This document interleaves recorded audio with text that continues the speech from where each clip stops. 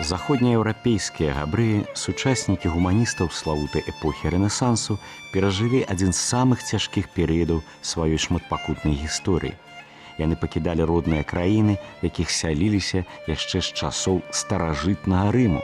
Нягледзячы на росквіт хрысціянскай ідэалогіі, на габрэяў не толькі не пашыраўся запавет любові да блізкага, наадварот, яны амаль заўсёды падпадалі пераследу.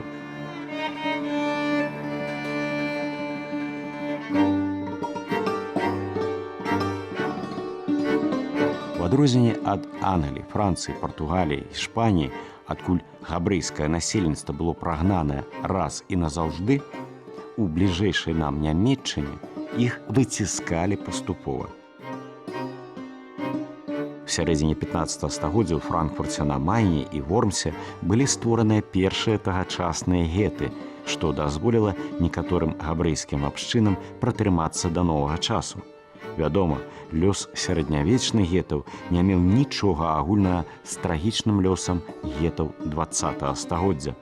Нядаўні галакост габрэяў як страшэнны вынік нецярпімасці да юдэйскага народу.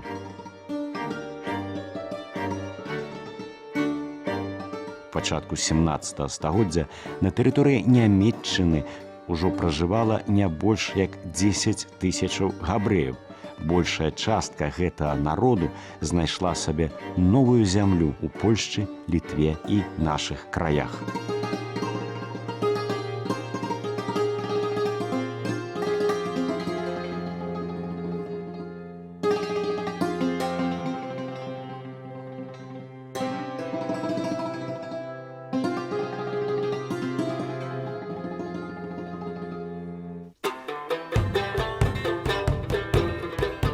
Ці можна назваць нашых габрэяў карэннымі жыхарамі Беларусі? Вядома, што можна, калі палічыць, што гісторыя знаходжання гэтага народу ў нашай краіне налічвае больш як 6 стагоддзяў, і звязана яно з постаццю Вітаўта Вялікага. Першыя габрэйскія абшчыны ўзніклі ў Берасці і Горадні. Там жа былі пабудаваны першыя мураваныя сінагогі ў нашым краі, у Берасці ў 1568 годзе і праз 10 год у Горадні. З пачатку 17 стагоддзя сінагогі пачалі набываць рысы барока. Адна з такіх святыняў захавалася да нашага часу ў Старым Быхаве. Гаспадарня Арына, вось гэта сінагога адна з самых старэйшых Беларусі. Это так? Да, она была построена во второй четверти 17 века. Но называют и точную дату, когда было получено разрешение на строительство синагоги. Это 1632 год.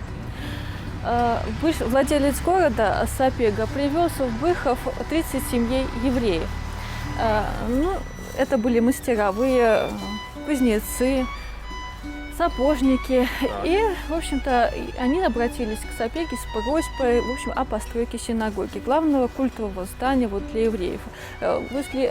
Возле синагоги всегда строилась вся жизнь еврейской общины. И Сапега дал им это разрешение, и строительство синагоги началось в 1632 году. Еще до Великой Отечественной войны в семье быховских евреев Хазановых хранилась эта грамота, подписанная Сапегой, на строительство синагоги. На разрешение на строительство синагоги. Сам Сапега, он же был католиком. Да. А як так адбылося, что он дал дозвол, больше того, напевно, и финансово допомог? Знаете, есть такая, почему он дал разрешение, бытует такое мнение, что он взял в долг у евреев большое количество денег. И поэтому ему пришлось, можно так сказать, дать разрешение на строительство синагоги. Лев Сапега наделал очень больших долгов богатым евреям Быховщины. Ему надо было на содержание войска, на содержание своей челяди, на строительство и содержание замка. И богатые евреи, которые занимались мясопромышленностью, лесным хозяйством и так далее, торговлей, они, одолжили ему довольно крупную сумму денег. И взамен за то, чтобы эти долги списать, он разрешил строительство этой синагоги. Но поставил условие, чтобы синагога была не выше православного и католических храмов. Синагогу начали строить по эскизам и проектам, такие, как строились в Польше и на Украине под Львовом. У сярэдзіне 17 стагоддзя месца лічылася адным з найлепш умацаваных у вялікім княстве літоўскім, а з прыватных цвердзяў з ім мог раўняцца толькі радзівілаўскі Слуцк. У старым Быхаве налічвалася каля 2000 двароў, у якіх большая частка жыхароў былі габрэямі.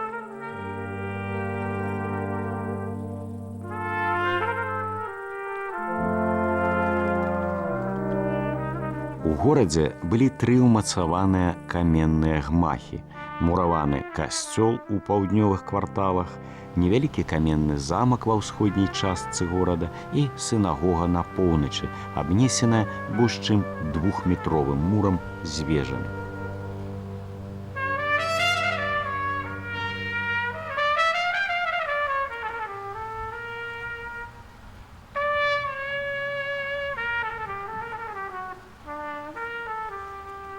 Яна была абкружана валам, ровам асобным, як мела такое астраўное размешчанне ў структуры горада. І за ровам і валам стаяла магутная мураваная сінагога, такая крэпасць асобная з вялікай цыліндрычнай вежай. А верхнюю частку сінагогі займае такі вялікі атык, за якім хаваецца баявая галерэя на паддашку. Там грунтоўныя былі такія з тоўстых драўляных шуляў пераходы, насцілы і цэлы шэраг маленькіх байніцаў, машыкуляў па перыметру ўсю атыка, па перыметру ўсёй сінагогі. І улічваючы спецыфічнае такое прызначэнне, улічваючы, што сам Быхаў знаходзіўся на ўсходніх межах нашай дзяржавы, атрымалася так, што в этой сінагозе насамрэч давялося не раз бараніць Быхаў, бараніць абшчыну быхаўскую ад розных навалаў.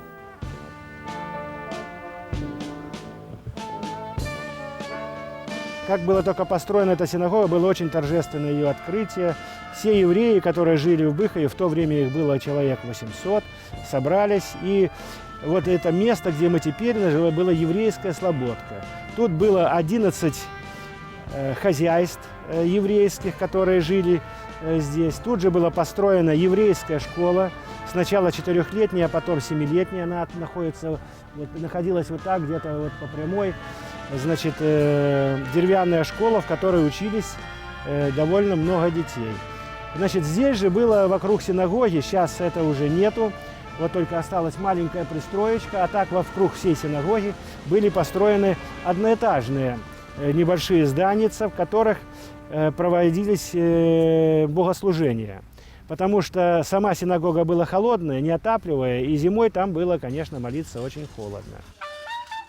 Адносіны між габрэямі вялікае княства і мясцовымі жыхарамі былі неадназначныя.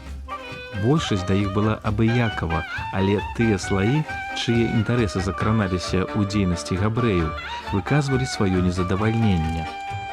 Уменне выгадна весці свае справы выклікала зайздрасць з боку памешчыкаў, рамеснікаў і купцоў. Гэта было адной з прычынаў абвінавачвання габрэяў у розных грахах. Тут собирались и богатые, и бедные, потому что было очень большое расслоение. Вообще в Быхове было очень много бедных евреев. Тут же находилось и общество помощи бедным евреям. Тут же оказывали и медицинские услуги. Вот. Один из первых врачей, которых здесь был в Быховщине, доктор Ратнер. Вот. Он умер, когда вскрывал флегмону, но он оказывал беднякам, значит, бесплатную медицинскую помощь. И когда он был еще казначеем в этом обществе и оставлял какие-то деньги, чтобы они могли купить лекарства. Также тут был габай староста этой синагоги, который, значит, был и в то же время хозяином аптеки. И они тоже оказывали какую-то определенную помощь. Также тут собирался кагал, каганат, который занимался равен решением всех юридических проблем, споров юридических, по собственности. Евреи приходили советоваться о всех таких делах. Также тут делался обрезание. Был человек, который делал обрезание мальчика.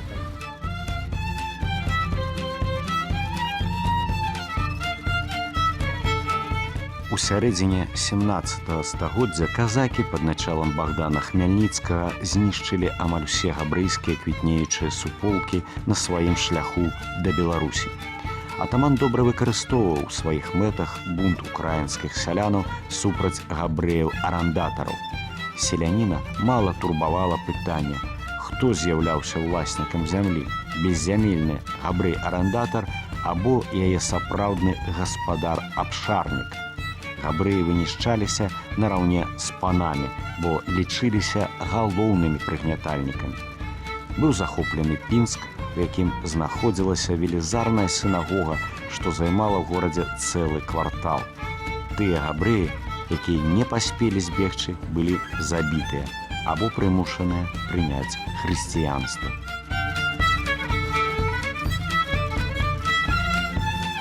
А вось габрэям Быхова пашанцавала куды больш.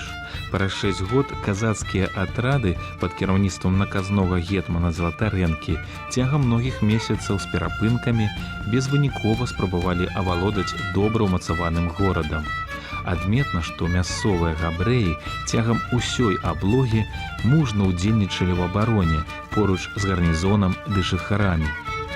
Паводле мясцовай легенды, у адной з казацкіх вылазак быў смяртэльна паранены гетман Залатарэнка. Страла была пушчана з даху сінагогі.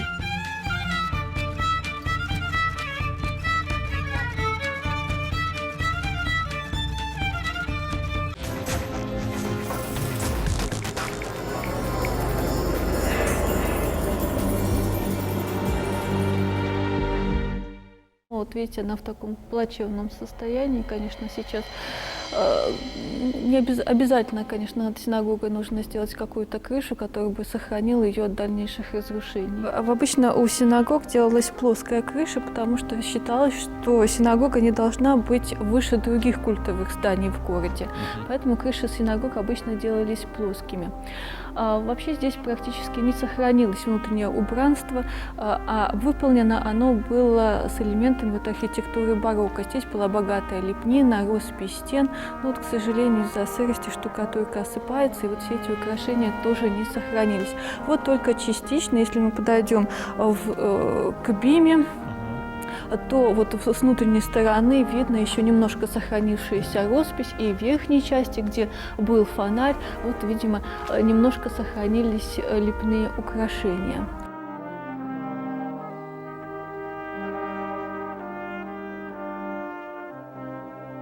У юдэйскім мастацтве, юдэйскай традыцыі, роўна ж як у мусульманскай, забаронена выяўляць нейкія чалавечыя вобразы, канкрэтныя вобразы. А затое дазволена выяўляць розных жывёл, птушак, якія самі па сабе з'яўляюцца кшталту геральдычныя выявы, сімвалізуюць пэўныя пачаткі. Гэта можа быць паўлін, пава, гэта могуць быць лебедзі, леў, мядзведзі з гронкай вінаграда, это можа быць даніэль, лань, алей.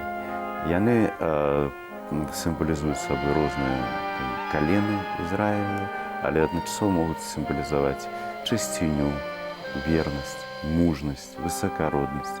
І вось выявы такіх паўлегендарных істот, вельмі прыгожых і ў выглядзе лепніны, і ў выглядзе размалёвак, выявы лістоў аканта, это такая трава з Блізкага ўсходу, вельмі распаўсюджаны матыў у рэнесансным будаўніцтве, такія арабескі бясконцы.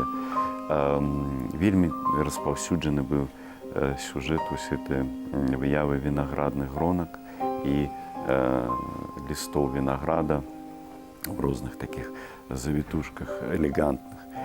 На вялікі жаль, гэтыя рэшты тых роспісаў, якія мы яшчэ фіксавалі, да сёння ўжо таксама фактычна страчаны. Гэта вельмі ўражваюць вось гэтыя Четыре столба, да. Якая іхная функція? На них опираются своды, а во-вторых, это алтарь. Основная, как бы, ну, главная часть синагоги. Вот здесь христианских храмов, да, где да. находится алтарная частка в стене. Ну, здесь, да, здесь тоже алтарная часть, тоже дальше как продолжение, тоже находилась вот здесь. И здесь над ней было круглое окно, к сожалению, которое сейчас заложено. И если посмотреть, то оно выходит на восточную сторону. И когда вставало солнце, она как раз освещала и биму, и алтарь. Усходняя торцевая стенка, гэта рэдкі выпадак у Беларусі, арыентавана на Іерусалім. Такая арыентыроўка ўласцівая без выключэння ўсім сінагогам еўрапейскім, але ў Беларусі з-за цяжкасці вось гэтага вызначэння накірунку зазвычай проста на ўсход кіравалі тарцавую вот эту стенку. І для архітэктуры сінагог уласціва, што на гэтай тарцавой сцяне размешчаны так званы Арон Кадэш, каўчэг завету, куды хаваюць скрутак Торы. А таксама на гэтай сцяне змяшчаюць зазвычай вялікія вокны, як правіла, тры вялікіх зальных тыпу вакна, праз якія тыя, хто моляцца, глядзіць на неба в розную пору года, в рознае надвор'е і як бы звяртаецца да неба праз гэтыя вокны наўпрост. Точной даты нет, но до 30-х годов 20 века она действовала, потом была закрыта. Ну, как и большинство культовых сооружений у нас. Это и церковь, и костел, все было. І пад што выкарыстоўваўся гэты будынак? Знаете, послевоенные годы он очень долгое время использовался как склад. Еще даже на моей памяти, вот это 80-е годы, здесь был склад.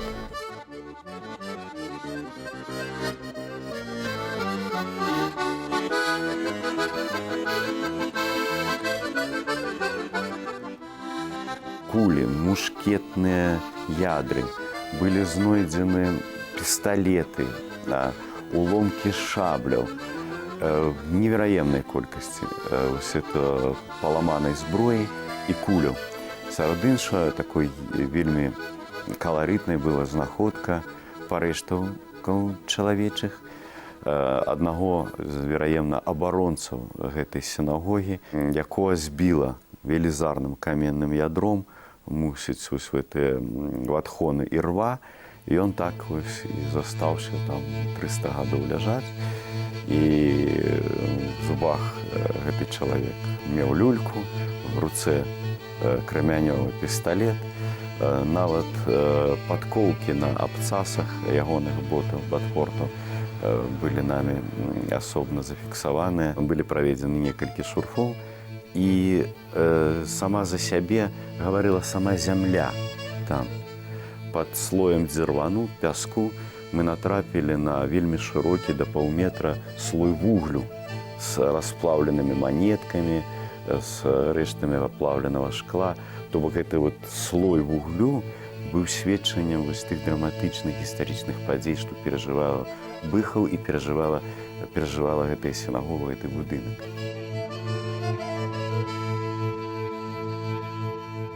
В 1986 году или в 1987 году уже были приняты попытки восстановить синагогу и открыть здесь библиотеку. Была изготовлена проектно-сметная документация, были поставлены леса здесь уже. Но потом, как только началась эта перестройка с Горбачевым, не стало денег, и восстановить эту синагогу оказалось невозможно. Сейчас я обращался уже в многие организации, мы собирали деньги. Вот. Но было дорозакуплено оцинкованное железо в количестве 115 листов. Но и железо пропало, концов я не могу найти. И, значит, только остались у меня квитанции на то, что мы сдавали деньги. Это должно быть детальное расследование, куда же делось это железо, куда же делись наши деньги. Но собирали не только евреи, собирали и белорусы, и русские. Вот, и весь Быхов, видите, это визитная карточка Быхова. Вот, мы хотим восстановить, что было, и хотим открыть здесь зал для музея.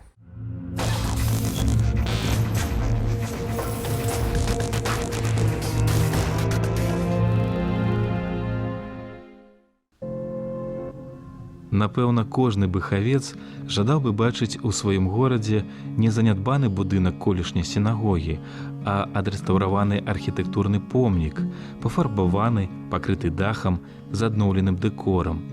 І няважна, што тут будзе размешчана, сінагогай будынак ніколі не стане, як ніколі Быхаў не стане габрэйскім мястэчкам. Большасць нашых старасветскіх архітэктурных шэдэўраў маюць шанец на рэстаўрацыю, бо ёсць распрацаваныя адмыслоўцамі навуковыя праекты. Але гэтыя праекты гадамі ляжаць на палічках. Ці справа толькі ў грошах, якіх ніколі не хапала. Слаба верыцца, што калі высачэзны купал сінагогі абрынецца, а сцены пачнуць разбурацца, наогул з'явіцца жаданне штосьці тут аднаўляць. У такім выпадку ёсць небяспека, што нашыя гарады пачнуць губляць сваю адметнасць, губляць свой гістарычны твар. Таксама было знойдзена унікальнае архітэктурнае рашэнне, архітэктурна-інжынернае, ніжэй узроўню рва, як нам сабе ўяўлялася, дзе мусіла быць вада, быў выяўлены праход пад сінагогу.